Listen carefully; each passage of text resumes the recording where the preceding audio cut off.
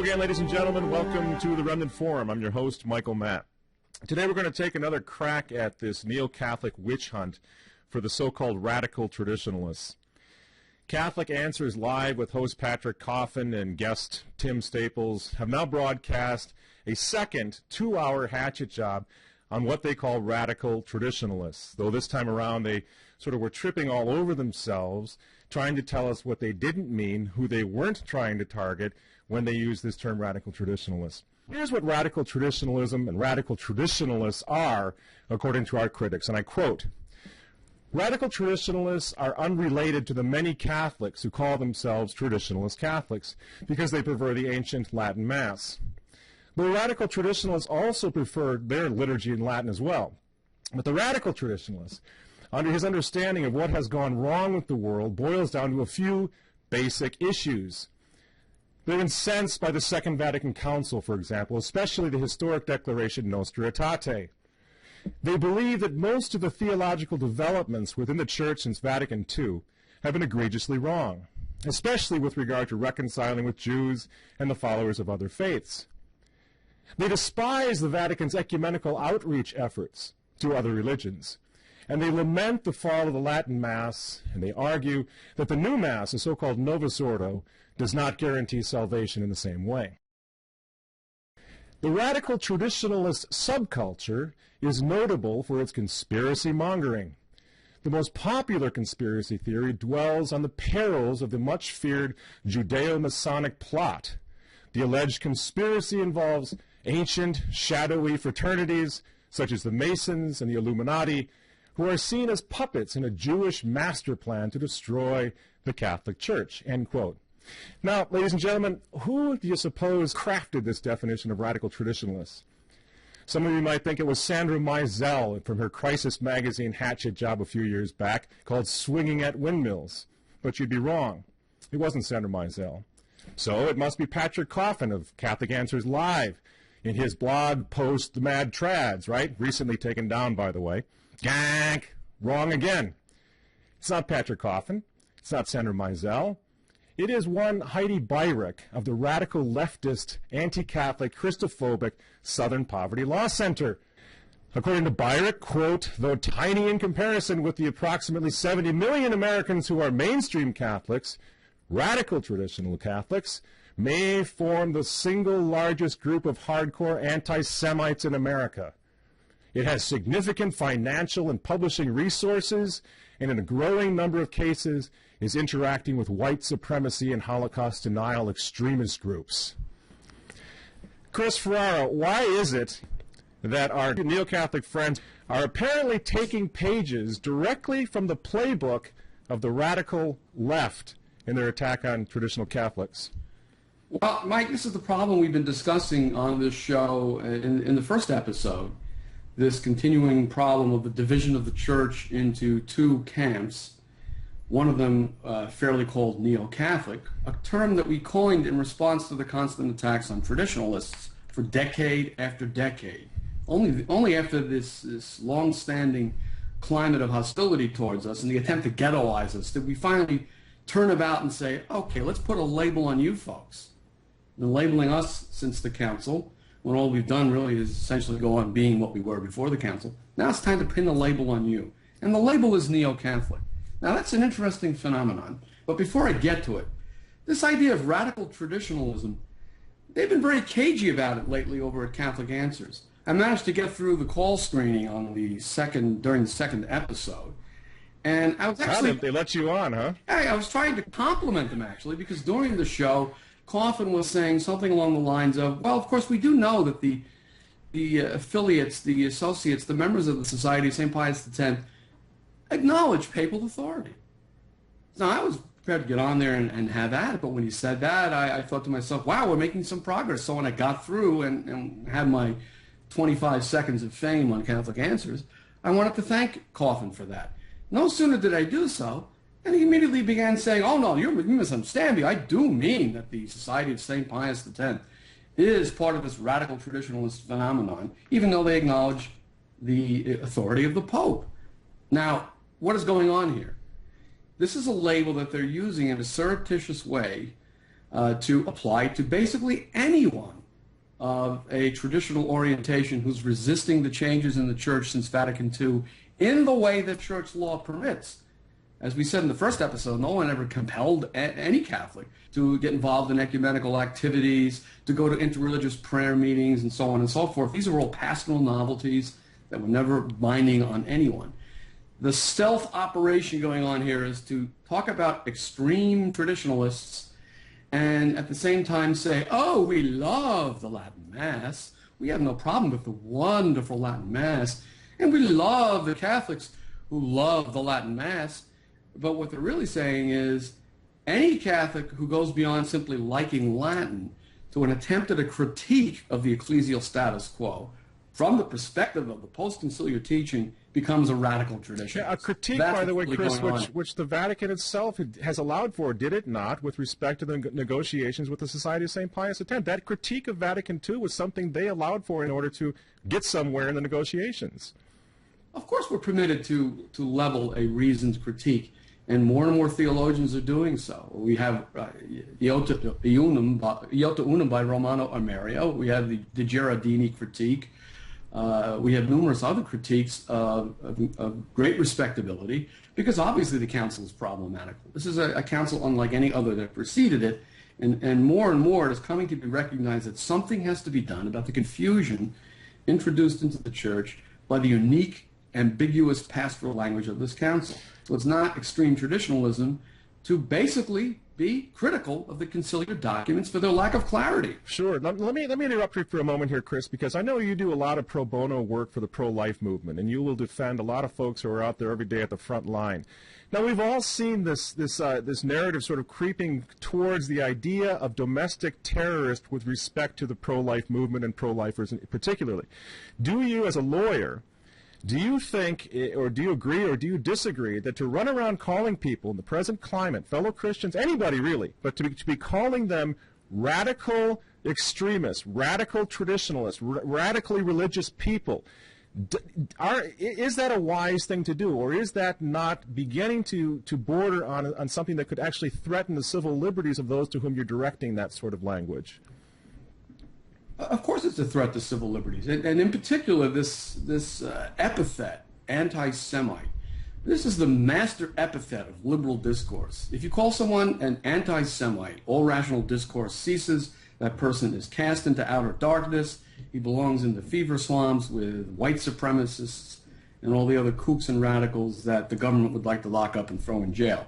But the accusation made by the Southern Poverty Law Center that we traditionalists believe in some sort of Jewish master plan is preposterous. And yet here's Catholic Answers mouthing the same thing. Why, Chris? Carrying water from the Why are they doing this? Why? Because like the liberals they are, they need to find a way to ghettoize the conservative opposition.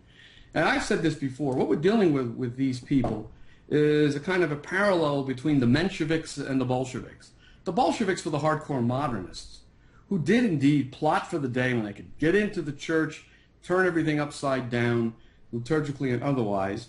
And then the Mensheviks, who were the so-called conservative opponents of Stalinist excesses, whose basic position is, well, yes, we should have a revolution, but not so fast, not so fast.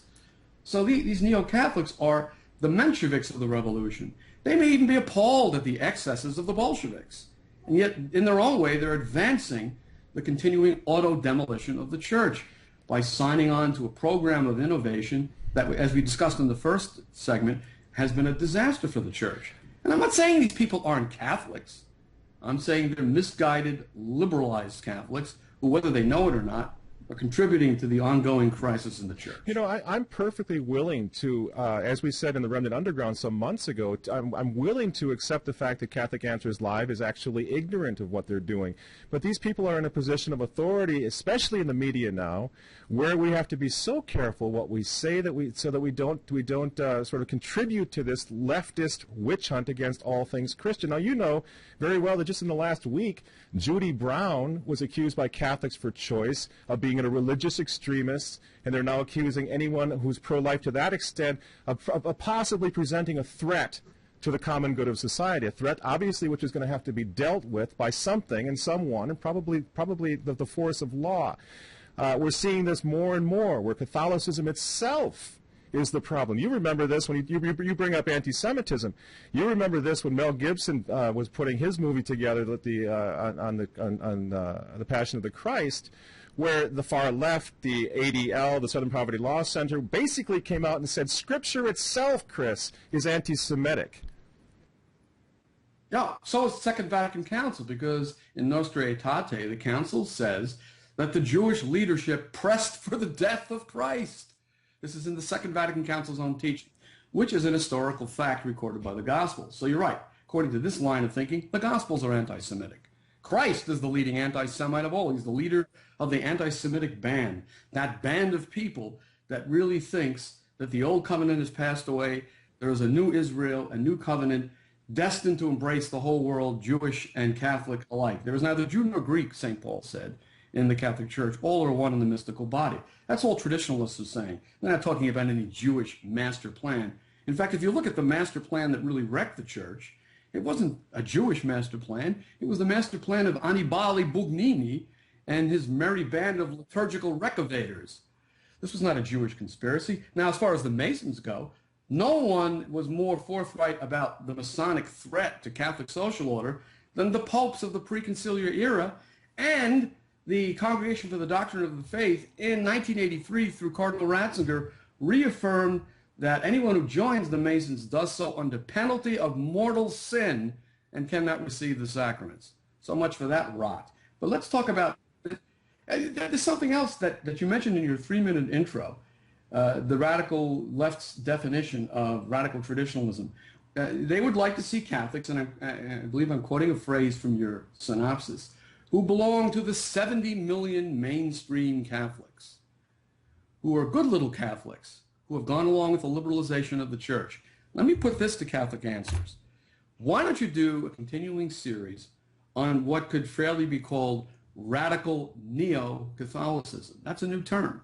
If you want to talk about radicalized Catholics, talk about the Catholics who sit in the pews, who see no problem with abortion being legalized, who contracept, who divorce at the same rate as Protestants, who vote for Barack Obama for president, and who disregard any papal teaching they find disagreeable. You're talking about a massive de facto schism. You're talking about a situation where the Pope has lost his authority to govern the church because these wonderful mainstream Catholics, saluted by the far left Southern Poverty Law Center, have effectively ceased to be Catholics. There's some kind of Protestantized, liberalized group of people sitting in Catholic pews. You know, Russ Duthout, I believe I'm pronouncing his name correctly, he is the op-ed writer on Catholic affairs for the New York Times. And he's written a book, the subtitle of which is How America Became a Nation of Heretics. That's the real problem, not 6.5 Sedevacantists in Sheboygan. Well, that's just it, Chris. Is Catholic Answers Live, is Coffin and Staples, are they really expecting us to believe that the focus of this 4-hour now diatribe against radical traditionalists are those 6.5 Sedevacantists in Sheboygan? And if in fact that is who they're after, Chris, there's a term for Sedevacantism. It's called, what do you know, Sedevacantism. Why don't they use that term? Why this sort of nebulous radical traditionalism coined by the Southern Poverty Law Center? Well, Coffin is a magician. He likes to play tricks on people. And that's a trick that they're playing with this definition. It's like a game of 3-card Monte. Now you see it, now you don't. First, the radical traditionalist is only these Sedevacantists, but then when you press them, it's also the Society of St. Pius X. Well, then it's also the Mad Trads, because the Mad Trads don't like the new Mass. They have problems with ecumenism and some of the documents of Vatican II. By the time they get through with their game of 3-card Monte, and you find out where the card really is, they're saying that all of us, basically, of any kind of militant stripe of opposition to the way things have gone in the church, all of us are radical traditionalists. Whereas they, who have accommodated themselves to the status quo, they are the responsible mainstream. So is it possible, and I don't want to accept this, I don't want to even think about this, that it could be the truth, but is it possible that the Neo-Catholic folks now in positions of influence in the media, they see this coming too, this persecution of all things Christian, of all things Catholic.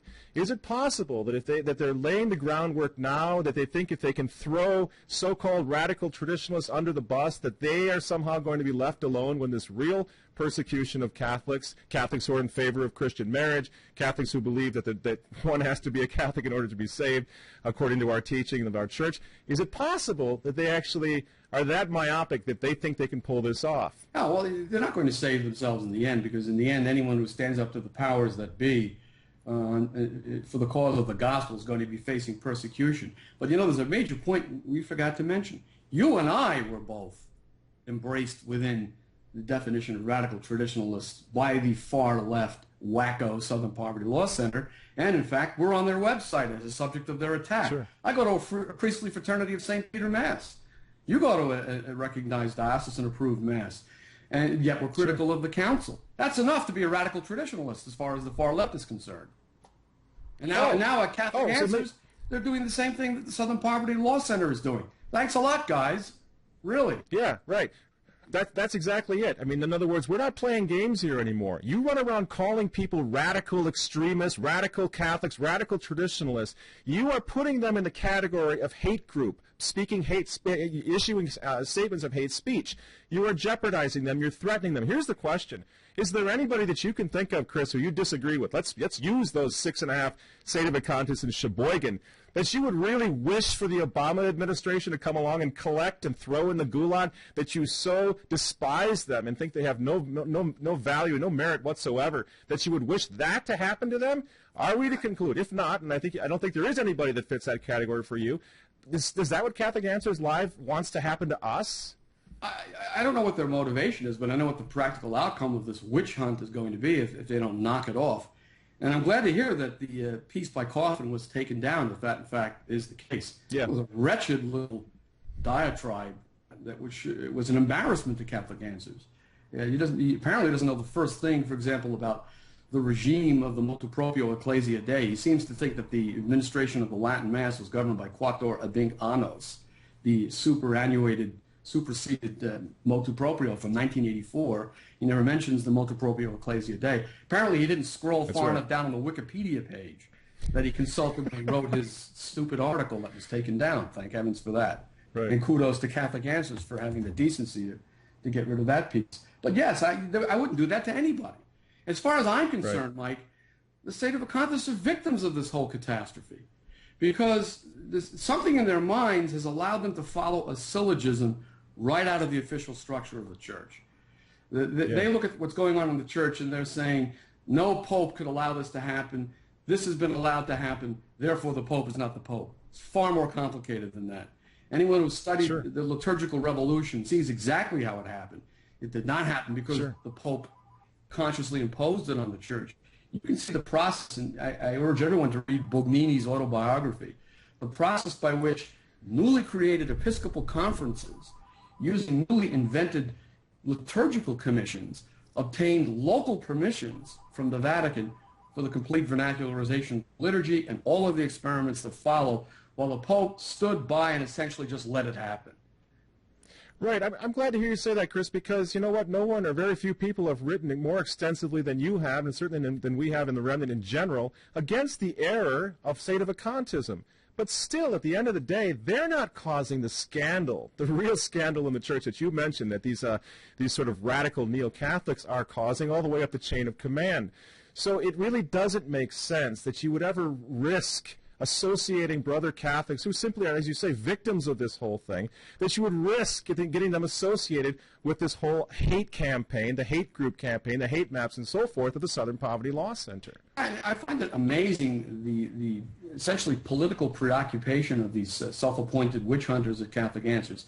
Their polemic is along the lines of politics. So they want to talk about things like Jewish master plans, which none of us propose are the problem here, or extremism, a la the white supremacists, people who deny the Holocaust. There are always some kooks who deny the Holocaust, who insist that no Jews were killed in the concentration camps. You'll find them everywhere. That's not peculiar to Roman Catholic traditionalism. But instead of talking about people who don't believe in the Holocaust or who think that there is some sort of master plan on the part of the Jewish people, why not focus on people who don't believe in the dogmas of the Catholic faith? Sure. Even priests and bishops who are undermining those dogmas, who clearly don't believe in them, or maybe they think they believe in them, but the words that come out of their mouths and the practices in which they engage are undermining the dogmas of the faith. That's the problem, not these political skirmishes with conspiracy theorists. They're wasting their time. Absolutely. Can you refresh my memory? I remember a few months back, maybe a year back now, Archbishop de Noia made a statement with respect to the negotiations with the Society of St. Pius X, whereby he noted his surprise that they were concerned about, I think it was either Nostra Aetate or it was Dignitatis Humanae, one of those two of the 16 documents of Vatican II, which he said something along the lines of, don't they realize that there is still plenty of room for discussion about that particular document? Do you remember this quotation? Well, de Noia basically said, look, anyone can affirm that Vatican II is a valid ecumenical council, and then go on to state his serious objections to it. He's basically sending a smoke signal to the traditionalist movement, and we've been receiving that loud and clear for a long time. Of course, we can affirm it's a valid council, and then we can proceed to the reasoned critiques that are proliferating everywhere, even among mainstream theologians. But the real problem is... Go ahead. Go ahead. I was going to say, so does Patrick Coffin not realize this? That you have churchmen, a hierarchical level of Archbishop de Noia, saying, yes, of course there can be discussion about the problems inherent with some of the documents, some of the issues in Vatican II. We saw the same thing with the Society of the Good Shepherd when the Vatican allowed that group of priests to become regularized with the Vatican and said right out, you may continue your critique of the problems in the Second Vatican Council. The Pope himself, Pope Benedict himself, talking about, again, the hermeneutic of continuity. Is Patrick Coffin and Catholic Answers Live, are these folks not aware of this when they say we become radicals, radical extremists, if we question any aspect of Vatican II? Well, Cardinal Ratzinger, when he wrote the French language preface to Monsignor Gamber's landmark work on the reform of the Roman liturgy, described the new Mass as a banal, on-the-spot product. Gamber in his work described the process of installing the new liturgy as the real destruction of the Roman Rite. There are things in Gamber's book that are harsher than what most traditionalists have written. So if they're now going to say, oh, no, you misunderstand us, you can criticize the council, you can call the new liturgy a banal on-the-spot product, as Cardinal Ratzinger did, you can say that the new liturgy involves the destruction of the Roman Rite, as Gamber did. By the time they tick off all the things we're allowed to do, again, what are they talking about then? This is the game they're playing. The game they're playing is, we don't like those radical traditionalists. And who are they? Well, we're not going to tell you. We're going to have a shifting definition that allows us to criticize everybody from the mad trads, as they call them, to the Accountists. And Chris, you're absolutely right. You as a lawyer know this better than us because you're defending people who are in a lot of trouble. A lot of times that's what your work is all about. Now, this is not a game. We just saw this past week, I believe, Gloria TV. The offices for Gloria TV were reportedly invaded by the police. Their computers were confiscated. Their cell phones were confiscated. And none of us have been able to make contact with anybody from Gloria TV ever since. The German police went in claiming anti-Semitism and homophobia, crimes which, especially in Germany, can land you in jail for a long time. Now, these are brother tradition-minded Catholics just over the pond in Austria, who right now are facing that very sort of persecution that we saw under the Stalinist regime, under the National Socialists in Germany and elsewhere in Europe just 50 years ago. This is not a game, Patrick Coffin and Tim Staples. You are jeopardizing the children of many homeschool families. You're jeopardizing a lot of people around the world when you start using terms like radical traditionalist and extremist in order to sell your radio program. You know, Mike, I hadn't even heard this about Gloria TV. I guess I've been down in the pro-life trenches too much lately. That is really chilling, that they would shut down the offices of Gloria TV. I mean, that was just a basic mainstream traditionalist website that had some critical things to say about what's going on in the church. And, you know, when you go back to that definition of radical traditionalism with which you began the show, what the Southern Poverty Law Center is saying is that basically anybody who opposes the modern world and all its works and pomps, from democratic pluralism to gay marriage, to you name it, the entire litany of liberal depredations of Christian social order. Anybody who opposes any of that is now a radical traditionalist. And this is what Catholic Answers is lending themselves to by adopting and promoting this terminology. Another point, though, the Diocese of Richmond, where I live, I tried to mention this on the Catholic Answers radio show, had the decency to retract an article that wrote about the society to the extent of pointing out that in the Vatican, the members of the society are treated in the same way that all the other Catholic faithful are treated, and that it is not right to call them a sect. So when is Catholic Answers going to issue an apology to the members of the Society of St. Pius X for attempting to ghettoize, stigmatize, marginalize them, and in practical terms, hand them up to the thought police of the left? When are they going to apologize for that? That's exactly right. That's exactly right. Now, we know from filing the Freedom of Information request, I think a couple years ago, with respect to what the Southern Poverty Law Center is doing, they're taking this material about radical Catholics and they're sending it to law enforcement agencies all around the country. They're sending it to the TSA. This may affect the right of Catholics to fly on airplanes before they're through. So I really want to emphasize this as we wrap this program up, that this is very serious. We're not attacking Catholic Answers. We're trying to defend against an egregious attack from our brothers at Catholic Answers. And as we said last time, we know full well there are tradition-minded Catholics at Catholic Answers, and we love and respect these men. So there's a division, obviously, at Catholic Answers over this. We're not trying to cause trouble, Chris. We've been at this. We've been defending ourselves against this charge of radicalism for the past 5 or 6 years. We know what we're talking about. Catholic Answers Live apparently does not know what we're talking about. It really has to stop. Let me make this appeal directly to Catholic Answers. Please cease and desist this attempt to marginalize and stigmatize your fellow Catholics. You're carrying water for the left. You're turning people over essentially to the thought police. Eventually that's what's going to happen. This thing about Gloria TV, I was stunned to hear that, but there's more of that coming down the pike for all of us. And it's time for all Catholics to pull together. We're all in the same boat, the bark of Peter. And if in self-defense we've reacted, I believe we've done so in a manner that's fair and just. And again, the problem in the church is not us. The problem in the church is the radical liberalization of Catholics in the pews. The church has lost its savor. It's being trampled underfoot. That's the problem. Not a few people who on the fringes of the traditionalist movement may have gone too far in some comments they made on some website somewhere. Absolutely, Chris. I mean, the irony here is, of course, that right after we just finished up the Fortnight for Freedom, you have the entire U.S. Bishops' Conference concerned about the future of the Catholic Church, concerned about the civil liberties of priests, Catholic priests operating in the future in this country. What else can we say to drive home this point that, again, this is not a game? It isn't a game. And Catholic Answers needs to wake up, needs to leave us alone. We're not the problem. In fact, the young people in our movement, I'm absolutely convinced, of the future of the church, because they bring with them the promise of a liturgical restoration, a restoration in the formation of priests and catechesis, the whole faith.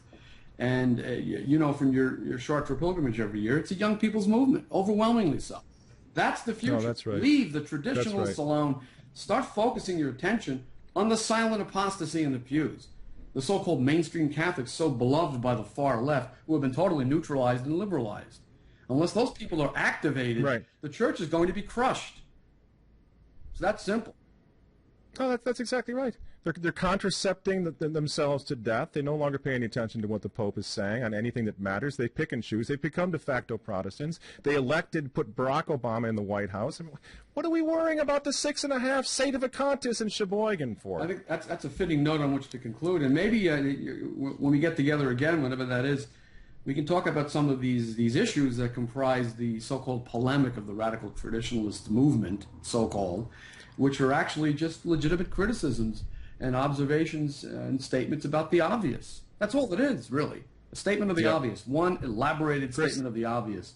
is what the traditionalist movement is about. All right, it's a date then. Let's do that. Let's begin with the liturgy. I know there are an awful lot. Speaking of the young people's movement, there are tens of thousands of young people who have become traditional Catholics. And so why don't we begin? We'll start next week with the Remnant Forum here, talking about the traditionalist polemic with respect to the new Mass. What exactly are we saying? What has the new Mass done? Why did they change the new Mass? You mentioned Annibale Bugnini. Let's get into his book a little bit and talk about why.